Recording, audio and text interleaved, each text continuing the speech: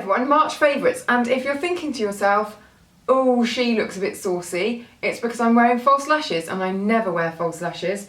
And they are the hugest false lashes as well. These, they're my first favourite thing of the month.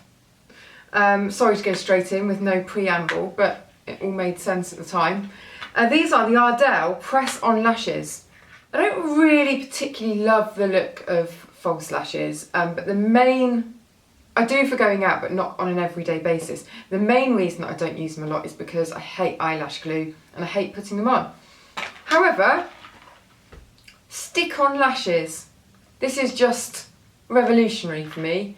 You're going to see me in lashes all the time now. They're from Ardell, press-on lashes, and they come with these applicator things, which I didn't get on with at all, that you kind of, I can't find it, line up along your eye and then put them on and then take the applicator off. But I found that the lash didn't want to come off the applicator, and so everything came off, which was annoying. But I just kind of picked the lashes off and then stuck them on, and I love them. I feel like Barbie. Lots of beauty things this month, after saying that I wanted to change things up and not do so much beauty in these. But I have found quite a few good things. Sorry to look distracted, I'm trying to find the remote control to make sure I'm in focus, but I can't find it. So hopefully this will be in focus and I won't get to the end and edit it and it'll all be all blurry, because I can't see far enough to see inside of that. I've also got an itchy head where I've tied my hair back, so if I keep scratching my head, I apologise. Second favourite thing of the month is a weird one, and it's my tumble dryer. Now, I don't even know what make my tumble dryer is until I go down and shoot a little close-up of the fluff drawer, which is what I want to talk about. I think it might be Bosch. But when we were having our house renovated and they were doing the utility room, they said, oh, you don't want a traditional tumble dryer, you want a condenser tumble dryer. I think that it's because they were too lazy to want to cut a hole in the wall, or they'd forgotten to and they were trying to get out of it. But anyway, that's by the by. We ended up getting this condenser dryer and I love it. I love it because you have to, after every big load of washing that you put in there to dry, you have to take out this huge sliding drawer and empty the water out, which for some reason I love doing. And also it's got this fluff drawer thing. And if you don't empty the fluff drawer, it won't work. And it gets really full really quickly, but it's like a kind of sandwich maker or waffle maker when you open it up, and it's got this like sandwich of fluff in there. And I love emptying that as well. So it's weird, but I get a real thrill out of using it. Just found the remote. Do you know where it was? I'd stuck it between my toes to keep it in a safe place. So yeah, tumble dryer. Third thing, got two scent things now.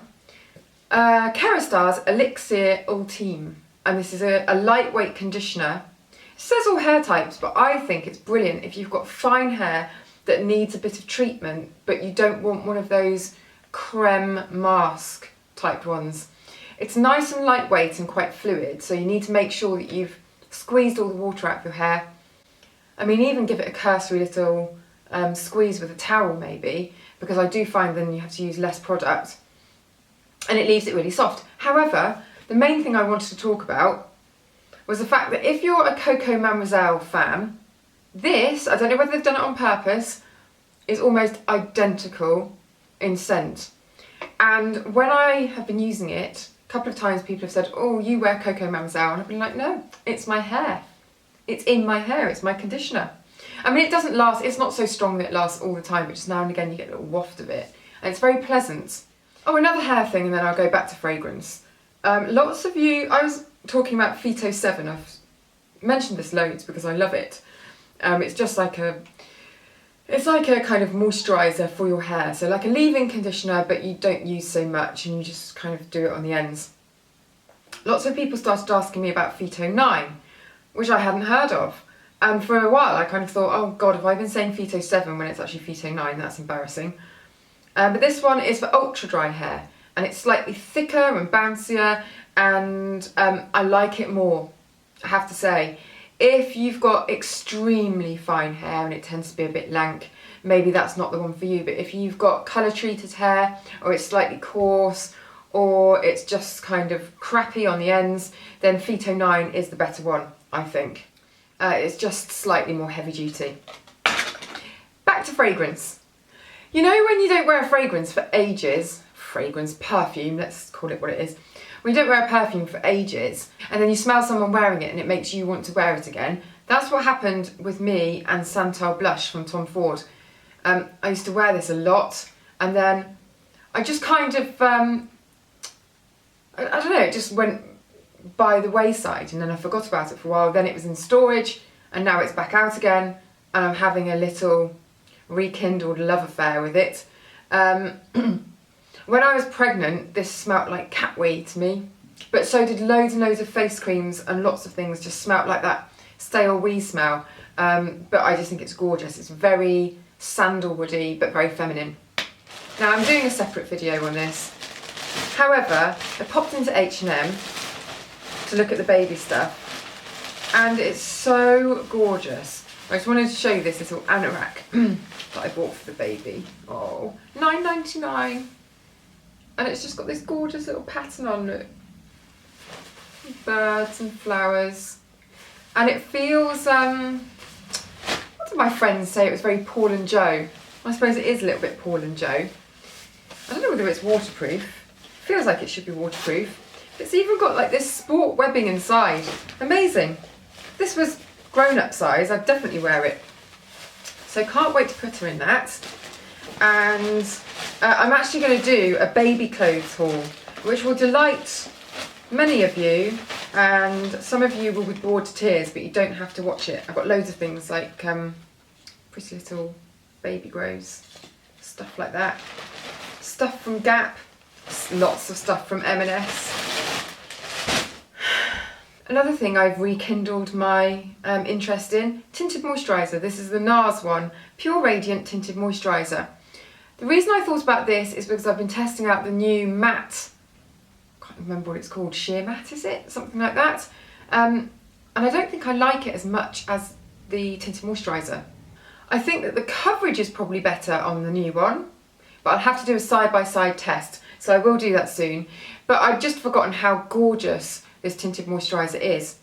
And I don't know whether my red lipstick video has come out yet, but if that hasn't, it was in that, and if it hasn't, you'll see it in action when you look at that video, and if it's already up, I'll link to it below. Nail polishes.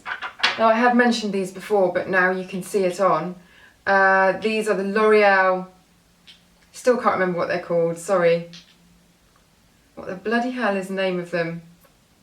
Oh, I don't know, I'll put it below. But on my nails at the moment I have Mocha Chic, so it's a really nice kind of latte stroke mushroom colour.